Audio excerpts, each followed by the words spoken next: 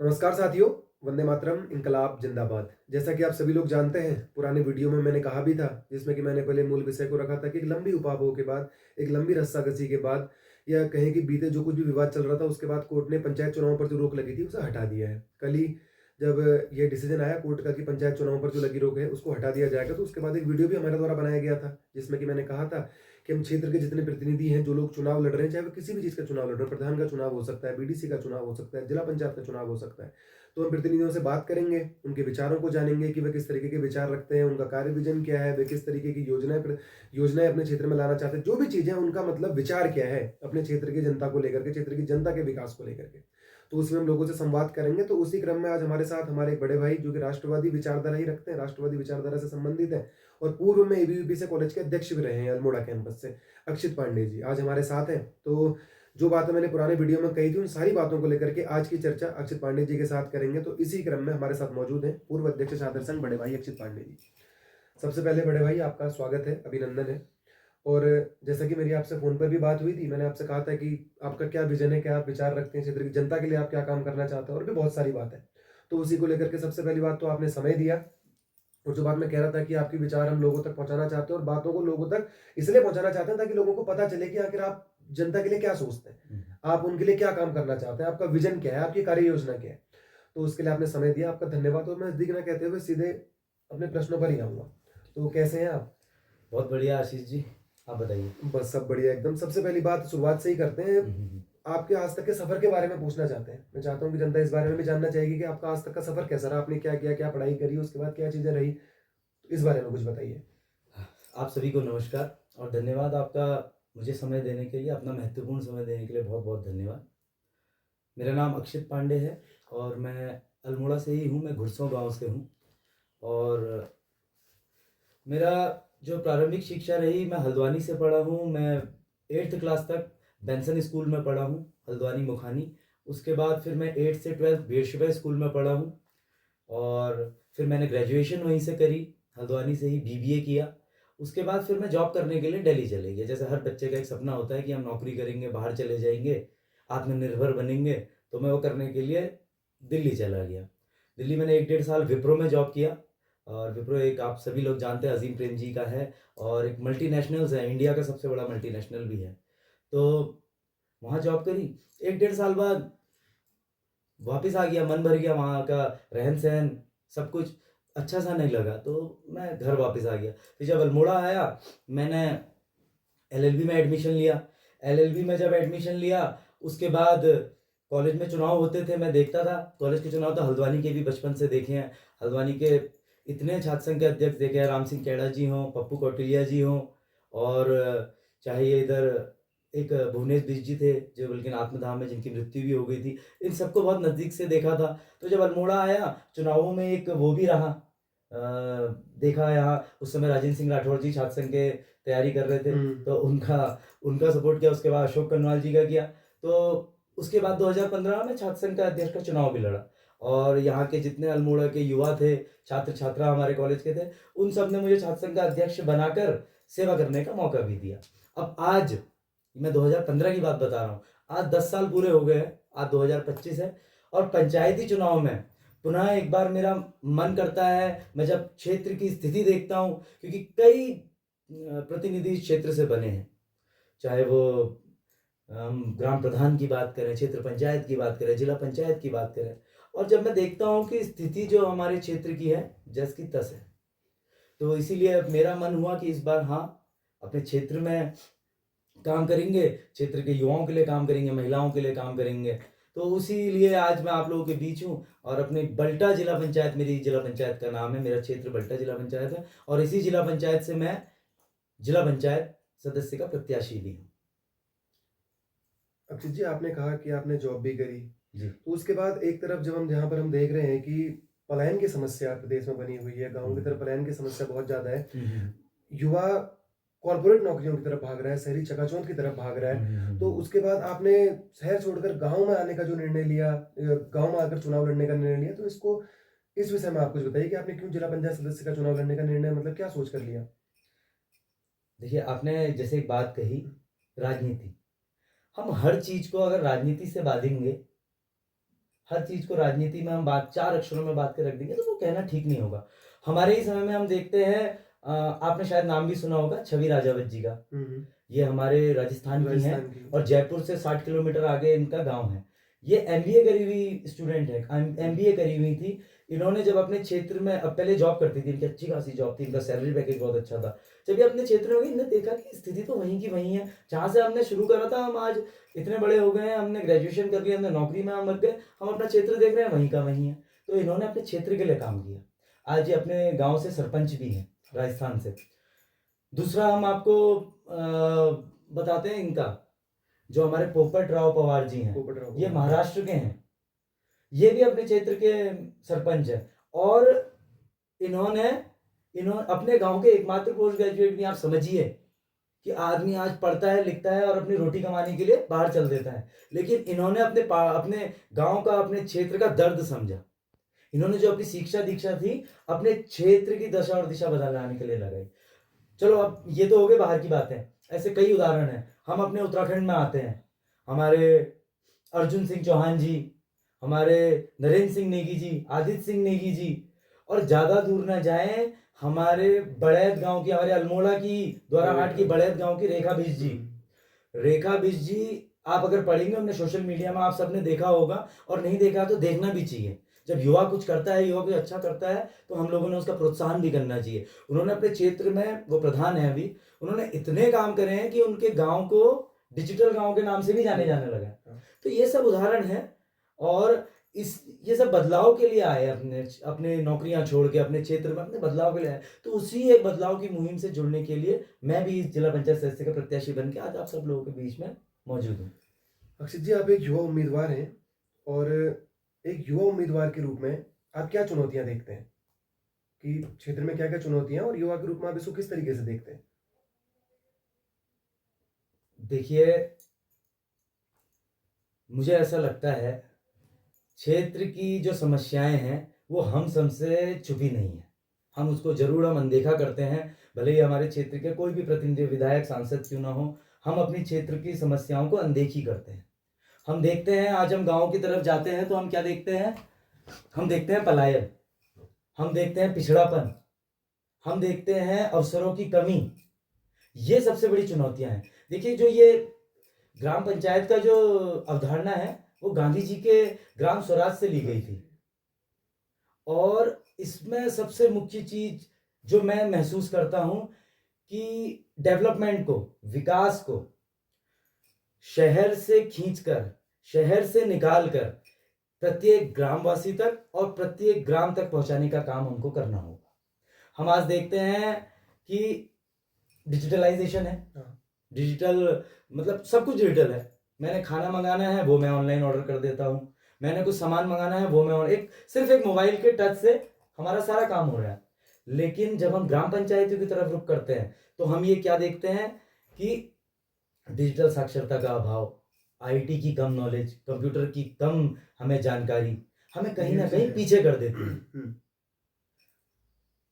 क्षेत्र के जो पंचायतों के सदस्य हैं, जैसे प्रधान ले लीजिए, क्षेत्र पंचायत सदस्य ले लीजिए, जिला पंचायत ले लीजिए, ये सब असल मायनों में देखा जाए तो गांव की सरकार है।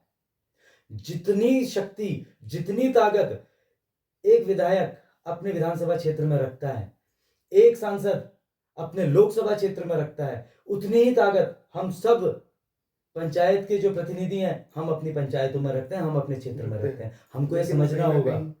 वो चीज़ें गौड़ होती जा रही हैं, जितना मुझे लगता है कि आप अब देखिए, इसमें देखिए जो हमारा ये काम है, क्यों रुक जाता है? क्यों हमारा कोई काम है, कोई भी काम हो, छोटा से छोटा काम लिए, इतनी जटिल प्रक्रियाएँ हैं, इतनी जटिल तरीके हैं, काम ही नहीं हो पाता। तभी हम बोलते हैं, मैंने पिछले वीडियो में भी बोला था कि हमारा गाँव का विकास लाल फीतेशाही, अफ़सरशाही की भेंट चढ़ चुका है। जो ये सेक्रेटरी हमें सरकार देती है, पंचायतों को सरकार देती है, पंचायत के सदस्यों को सरकार देती है, हम लोग इनके अधीन हो चुके हैं। हमें पता ही नहीं है हमें करना क्या है। बस हमने अपने काम कराने हैं तो हम उनके पास चले जाते हैं।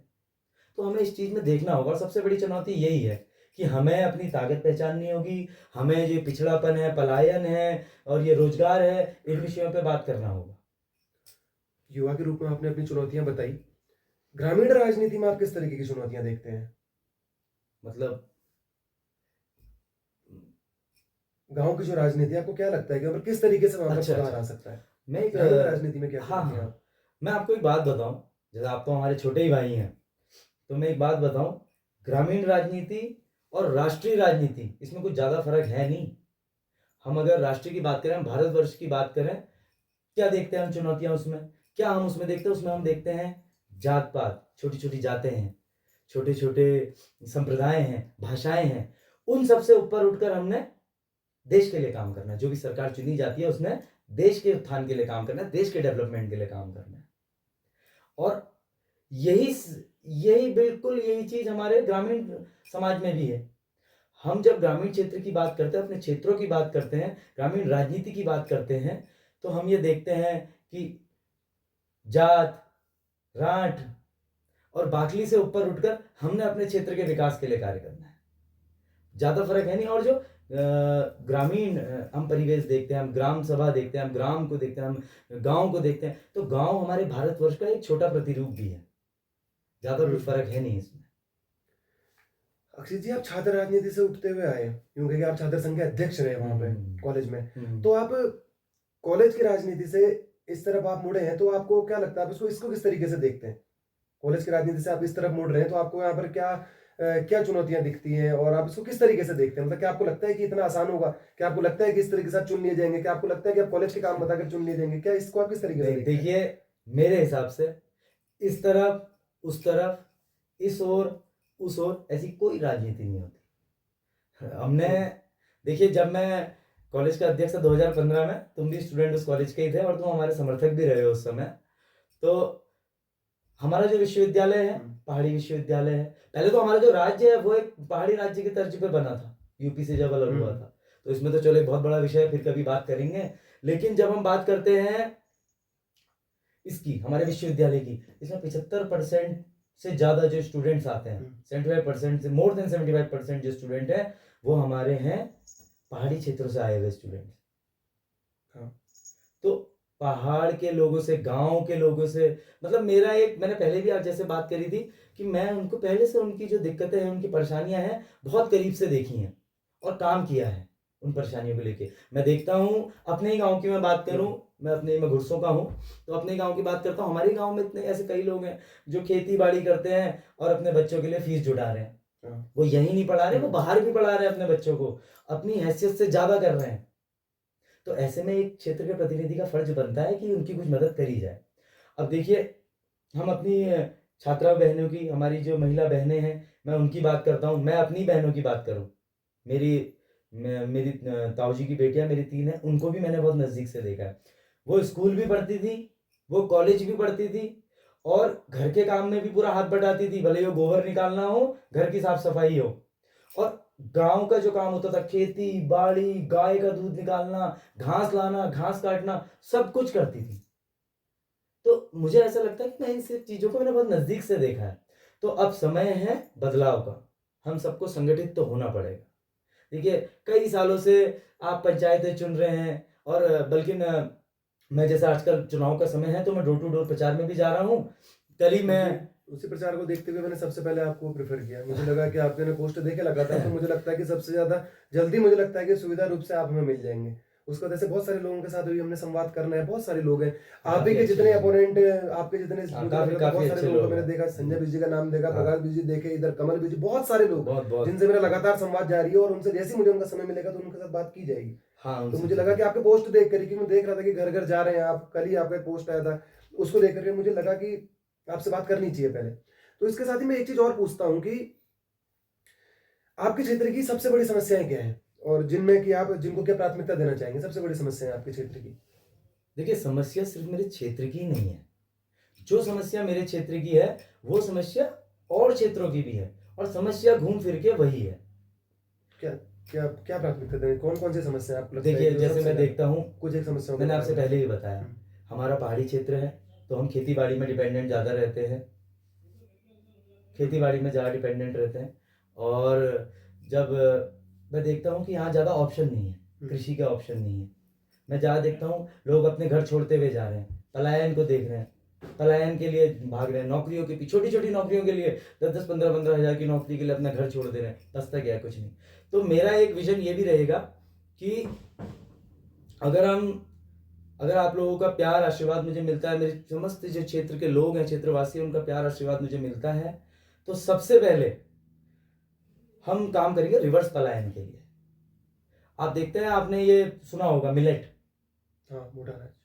यूज करता है आदमी, तो ये हमारा मडवा और झंगोरा ही है जो पूरे देश में मिलेट के रूप में हम लोग यूज कर रहे हैं, पूरे विश्व में यूज कर। तो क्यों ना हम ये डेवलप एग्रीकल्चरल रेजोल्यूशन कैंपेन से जुड़े, क्यों ना हम अपने जो उत्पाद को हम देश नहीं विश्व तक पहुंचाएं। आप देखो, परसों, बल्कि आप अभी मेरी फोटोज आएंगी, प्रचार के देंगे, मैं एक जगह गया था, वहां पूरी बाटली खाली पड़ी है।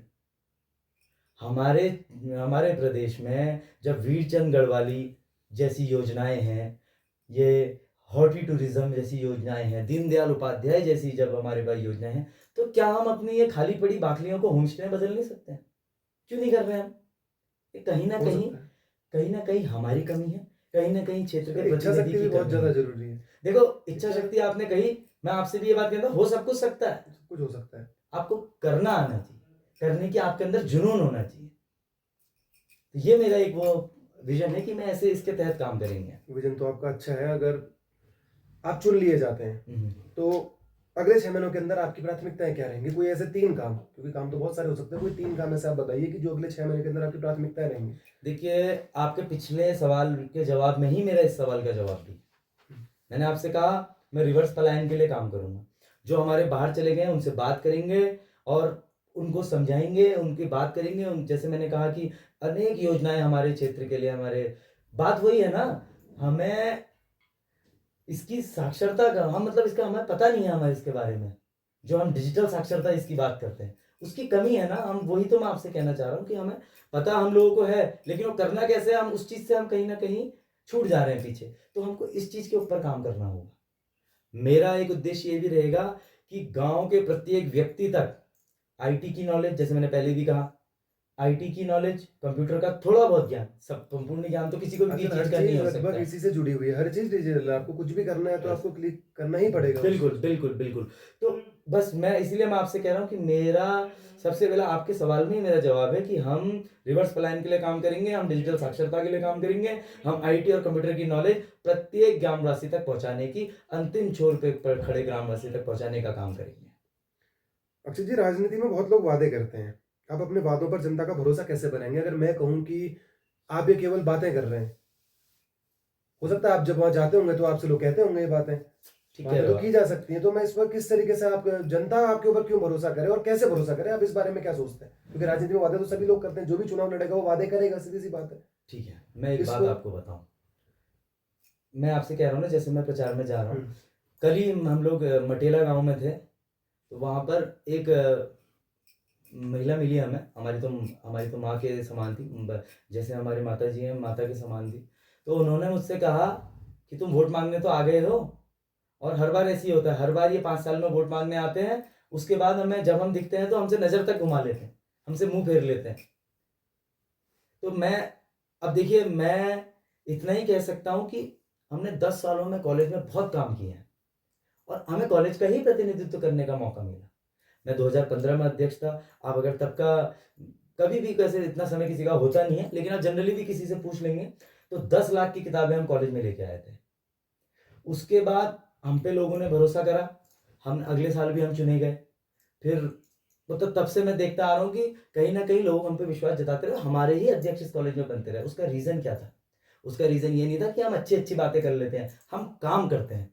आपने देखा होगा, आपको कॉलेज में, तुम हमारे साथ हमेशा से जुड़े रहे हो, तो सैनिटरी पैड मशीन ये हमने अपनी बहनों के लिए, हम देखते हैं कि कुछ ऐसे जब भी माहवारी का टाइम होता है, हमारी बहनों को बड़ी बहुत सी चीज़ों का सामना करना पड़ता है, तो हमने उस चीज़ को महसूस करा। हमने सैनिटरी पैड मशीन कॉलेज में लगवाई, किताबें हम कॉलेज में लेके आए। तो आज तक हम, 2015 में मैं अध्यक्ष था, 2025 चल रहा है, हम लगातार कॉलेज में काम कर रहे हैं। अब आज पहली बार हम इस क्षेत्र के पास आए हैं, अपने क्षेत्र की लोगों के पास आए हैं, क्षेत्रवासियों के पास आए हैं, इसी उम्मीद से आए हैं कि आप एक बार अपना भरोसा हम पे जताइए और वादा है आपसे, आपका भरोसा नहीं टूटेगा। ये हम शुरू से कहते आए हैं और आज ये पुनः मैं आपसे कह रहा हूँ। आपके लगातार प्रचार के फ़ोटोज़ दिख रहे हैं, आप वीडियोज़ में लगातार रहते हैं, तो क्या लगता है आपको क्या रहेगा रिस्पॉन्स आपका? हुँ। जितना आप तरीके से क्योंकि प्रचार आप देख रहे होंगे, हाँ, आप खुद हाँ। लगातार डोर टू डोर जा रहे हैं, हाँ, हाँ, हाँ। पहली बार आपका है, पहली बार आप पंचायत चुनाव में प्रतिभाग कर रहे हैं, हुँ। तो आपको क्या रिस्पॉन्स नज़र आ रहा है? हम क्योंकि इतिहास बनाएँगे, पक्की बात है। हम इतिहास बनाएँगे इस बार और इसका गवाह समस्त क्षेत्र की जनता होगी और वो लोग होंगे जो हमें डिमोटिवेट करने का काम लगातार कर रहे हैं। एक चीज़ फ़ोन के माध्यम से कर रहे हैं, हमें अपने मैसेंजर्स के माध्यम से अपने लोग, अपने दूत हमारे पास भेज रहे हैं। तो ये बड़ी-बड़ी पार्टियों के जो लोग हैं, ये सब उसके गवाह होंगे और हम बहुत मतलब बहुत अच्छी तरीके से हम इतिहास बनाएँगे इस आपके बार। साथ एक चीज़ और देखी जाती है कि आपके जो लगातार पोस्ट आते हैं सारे उसमें युवा बहुत अच्छी संख्या में नज़र आते हैं। हुँ। तो क्या है, क्या आप इतना पैसा खत्म कर रहे हो उनके ऊपर या आप उनसे कोई ऐसी बातें कर रहे हो मीठी-मीठी बातें या ऐसा क्या है उसके पीछे युवा लगातार आपके साथ देखे जाते रहे? अब केवल इस चुनाव में नहीं पहले से भी। तो देखिए, इसका इसका क्या कारण है? देखो युवा मेरे साथ नहीं जुड़े हैं, मैं युवाओं के साथ जुड़ा हूँ। सबसे पहली बात जो मैं आपसे कहना चाहता हूँ, आपका ये सवाल ही गलत है। और दूसरी बात ये है कि मैं अभी हूँ, मैंने अपना फ़ोन फ्लाइट मोड में डाला है क्योंकि साक्षात्कार था, तुमसे बात करनी थी। मैंने फ़ोन फ्लाइट मोड में डाला, अभी भी लगातार फ़ोन आ रहे होंगे। मैं अभी फ़ोन खोलूँगा, तुरंत आप फिर फ़ोन आएगा, आप खुद देखेंगे।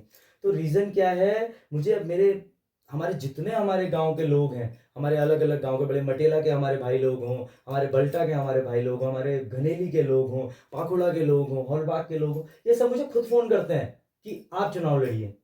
इस बार हम चाहते हैं कि आप आएँ, बदलाव हो। हर साल चुनाव होते हैं, हम किसी न किसी को चुनते हैं, वो व्यक्ति दोबारा उस क्षेत्र में पैर तक नहीं रखता। तो इसलिए मैं आपसे बोल रहा हूँ कि युवा मुझसे नहीं जुड़े, मैं उनसे जुड़ा हुआ हूँ। और लगातार मैं उनसे जुड़ा हूँ, हर क्षेत्र में उनके मतलब मुझे हमेशा बुलाते हैं वो। कोई भी काम हो, छोटे से छोटा, बड़े से बड़ा, उनके किसी के घर में अगर गाय भी ब्याई होती है ना, तो दादा वो दूध पीने आना करके बुलाते हैं और हम जाते हैं। इसलिए। लगभग सारे सवाल मैंने आपसे पूछ लिए हैं। एक हुँ, अंतिम हुँ। सवाल मैं और पूछना चाहूँगा हुँ, हुँ, हुँ। कि एक अंतिम बात आप क्या कहना चाहेंगे? अपने क्षेत्र की जनता से, क्षेत्र के युवाओं से मतलब सभी लोगों को अगर कंबाइंड किया जाए तो आप एक अपना मैसेज क्या देना चाहेंगे? क्या संदेश देना चाहेंगे आप? देखिए, मैं इतना बड़ा तो हूँ नहीं कि कुछ मैसेज मैं अपने क्षेत्र के देवतुल्य लोगों को दे पाऊँ। हाँ, लेकिन मैं ये ज़रूर कहना चाहूँगा, अपने युवा साथियों से कहना चाहूँगा, अपनी छात्राओं बहनों से कहना चाहूँगा, अपनी महिला शक्ति से कहना चाहूँगा, अपनी मातृशक्ति से कहना चाहूँगा कि जितने बुज़ुर्ग हैं उनसे कहना चाहूँगा कि इस बार मैं पहले तो जिला पंचायत सदस्य का प्रत्याशी हूँ, बल्टा क्षेत्र मेरा है, बल्टा जिला पंचायत मेरी है और जिला पंचायत का मैं प्रत्याशी हूँ, जिला पंचायत सदस्य का। आप लोगों का आशीर्वाद, प्यार का आकांक्षी हूँ और उम्मीद करता हूँ कि इस पंचायती चुनाव में आप लोग अपना साथ समर्थन मुझे देंगे। और एक बात मैं अपने युवा साथियों से भी कहना चाहता हूँ, बहनों से भी कहना चाहता हूँ कि लड़ो पढ़ने को, पढ़ो देश बदलने को। और कुछ? धन्यवाद। साथियों, जैसा कि हमने वीडियो में कहा था कि हम क्षेत्र प्रतिनिधियों के साथ संवाद करेंगे, उनके साथ संवाद की वीडियो आपके साथ साझा करेंगे। क्या-क्या विचार वे रखते हैं, क्या वे क्षेत्र की समस्याओं को किस तरीके से देखते हैं और जो भी बात आपने लगभग सारी वीडियो में देखी होंगी। तो पहले व्यक्ति जिनके साथ हमने साक्षात्कार किया, अक्षित पांडे जी, हम आपको शुभकामनाएँ देते हैं। आप धन्यवाद, बिल्कुल धन्यवाद, जीतें, जिस धन्यवाद। तरीके के आपके विचार हैं, आप उसको धरातल पर उतारें, क्षेत्र का विकास करें। जो रिवर्स प्लान जो आप बात कर रहे हैं, रिवर्स प्लान ऐसा हो, डिजिटल साक्षर हमारे गाँव बने, आईटी जो है उसकी पहुँच लोगों तक हो। बिल्कुल ऐसी चीज़ें जो आपने की हैं, ऐसी हों और असल मायनों में हो, तब तो मुझे लगता है कि बदलाव हो सकता है। और साथियों इसी के साथ ही बहुत सारे प्रतिनिधि और बिल्कुल उसके लिए समय भी लगेगा। तो मैं चाहता हूँ कि आप लोग ज़रूर इन वीडियोज़ को देखें ताकि आपको पता चले कि आपके क्षेत्र के प्रतिनिधि आखिर हैं क्या, वे चाहते क्या हैं, वे किस तरीके के विचार रखते हैं, धरातल में वे किस तरीके का काम करना चाहते हैं। अभी इनके ओपोनेंट भी होंगे, उनके साथ भी संवाद होगा। अन्य से ये तो बल्टा जिला पंचायत क्षेत्र के बल्टा 34 के प्रत्याशी हैं। अभी इनके जो अपोज़ में खड़े होंगे, उन लोगों के साथ भी संवाद किया जाएगा। केवल बल्टा ही नहीं और इधर-उधर के जो भी प्रतिनिधि हैं, उनके साथ भी संवाद किया जाएगा और आपको लगता है कि किसी के साथ कुछ और पूछना चाहिए या कुछ और आपकी ऐसी राय है जो आप हम तक पहुँचाना चाहते हो, तो आप कमेंट्स के माध्यम से कॉन्टैक्ट नंबर के आप नंबर में ज़्यादातर जो कई बार कमेंट आते हैं तो उसमें नंबर में शेयर कर देता हूँ। तो आप फेसबुक के माध्यम से, व्हाट्सएप के माध्यम से आपको लगता है कि कुछ एक सवाल आपके पूछे जाने चाहिए, तो आप उन्हें भी रख सकते हो और किसी भी तरह का आप सुझाव देना चाहते हैं तो आप वह भी रख सकते हैं। तो अक्षित जी धन्यवाद, आपने समय दिया। थैंक यू आशीष थैंक भाई, यू सो टाइगर मच। भाई, बहुत-बहुत धन्यवाद, धन्यवाद। धन्यवाद, धन्यवाद। धन्यवाद साथियों।